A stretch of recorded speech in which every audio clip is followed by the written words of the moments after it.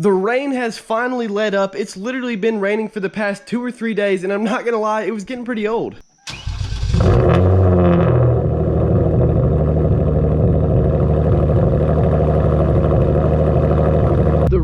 Did not treat this driveway very well at all, man. I don't know if you guys can see all these ruts, but I mean, it is destroyed right now. You gotta creep around this stuff. It's ridiculous, man. It's like a maze. Hopefully I did not make a mistake by coming this way, but literally it is basically flooded over here. Like, these are people's driveways right here, and there's water rushing over them, man. It has been absolutely pouring here these past few days. All right, everybody, I just gotta grab some gas real quick, and then we'll hop into what you guys clicked for.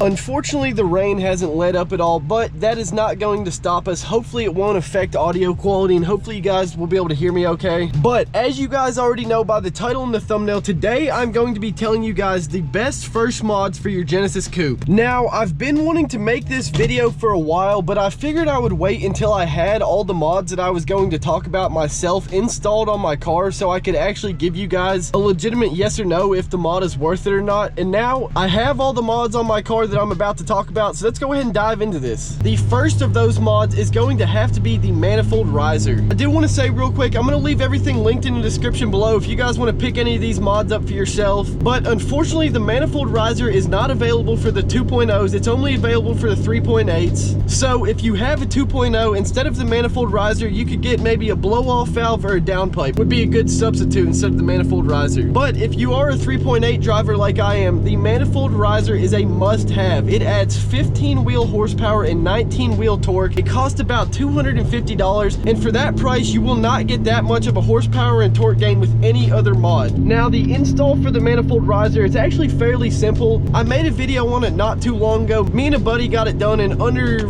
an hour, I'd say max, and it was the first time I'd ever done anything that complicated, and it was actually pretty easy. And I would definitely recommend the manifold riser to be your first mod if you're a 3.8 owner. Now, the second mod, it's going to kind of be a 2-in-1, but I figured you can't mention one without mentioning the other, and that is going to be wheels and tires. I cannot stress this enough. You need a set of wheels and tires, or at least a bigger set of tires for your Genesis Coupe. Now, as to which wheels and tires to go with, that's really up to you. There's 1,000,001 different options for wheels and tires. You can really go with anything. All I gotta say is I would definitely recommend getting something lighter than the stock wheels and something wider than the stock tires. Or if wheels and tires are a bit out of budget, you could just opt for a new pair of tires. If you got yourself some 265, 275s in the rear, and then a set of 245s or so up front, you will be amazed at how much of a difference it makes. I would never have imagined how big of a difference wheels and tires make until I actually had them on the car. Like, I know that this is not only because of the wheels, but like literally I can floor my car from a standstill now, of course not when it's wet, and not lose any traction basically. And I have not tested it yet, but I'm willing to bet that the 0 to 60 time has been dramatically decreased because of that. I actually was going to test it in this video today, but as you guys can see, the ground is super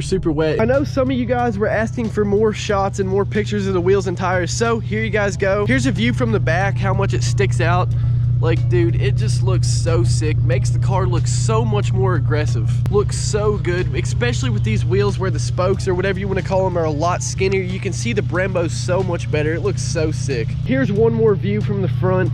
Just check out how much it pokes out, man. It looks so sick. I love this wheels and tires setup, honestly. Now, unfortunately, I don't think there's gonna be any full sends in this video. It's a little too wet out, but I think I know something else that we can have some fun with. All right, this seems like a good spot.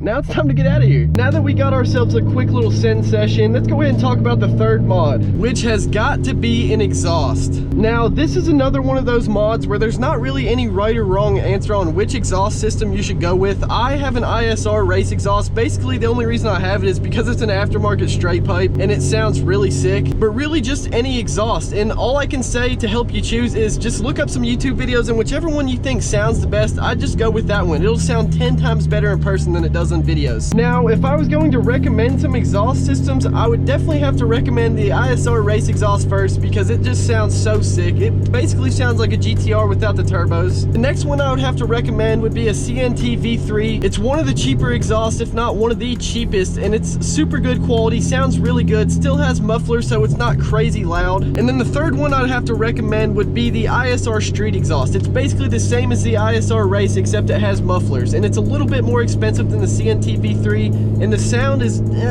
it's about the same. Really, it's hard to tell over video, but yeah, any of those three would be an awesome choice. Now on to the fourth and final mod, and that is going to have to be the throttle controller. Now the throttle controller, in my opinion, is one of the very best, if not the very best mod for any Genesis Coupe. It wakes up the car so much, it literally makes it feel like a different car once you install that thing and turn it on. Now the install for the throttle controller was probably the easiest thing I've ever installed. It literally took 15-20 minutes max. All you do is unplug the pedal, plug in this little thing under the pedal. It's actually kind of like a bypass, like it plugs into the pedal, and then what plugged into the pedal beforehand plugs into that thing now. A little bit confusing, but I have a video on it if you guys want to see more about it. It was super simple to install, and it's definitely a mod that you will instantly notice the difference once you install it. It's got 4 different modes, 9 different sensitivity settings on each mode. I drive on 5, which is basically like the halfway mark, and it is so awesome, man. It literally makes it feel like a new car. As soon as you press down your gas pedal, there's instant response, and it just takes off, man. I absolutely love the throttle controller, and I would have to recommend one to anybody who owns a Genesis Coupe and does not have one yet. All right, everybody, now that we have talked about the 4 first mods that you should do to your Genesis Coupe, I told you guys that I would show you how to install those Hubcentric rings. So let's go ahead and jump into that. All right, everybody, here are the Hubcentric rings. Nothing too crazy to look at, just 4 pieces of plastic in the shape of a ring, basically, obviously 1 for each wheel. Now, I'm not actually going to put them on right now because I have to take all 4 wheels and tires off tomorrow to put new brake pads on, so I'm just going to wait to put them on until then, but I can show you guys how they work on the stock wheel right here. So it's actually pretty simple how they work, and obviously they're not going to fit on the stock wheel because the size that's bored out right here is obviously the same size as the hub on the car because they were made on the car, so it's not going to fit, but you guys can get an idea of how they work. So really all you got to do is one edge has like a lip on it, basically. I'm pretty sure you guys can see that, but the side with the lip, you just put it facing towards you and you stick it in the circle right here, and then it'll make it so your wheels have no play and everything just sits properly on the hub. Of course, now that we're pretty much done recording, it's starting to get sunny out again, which is just my luck,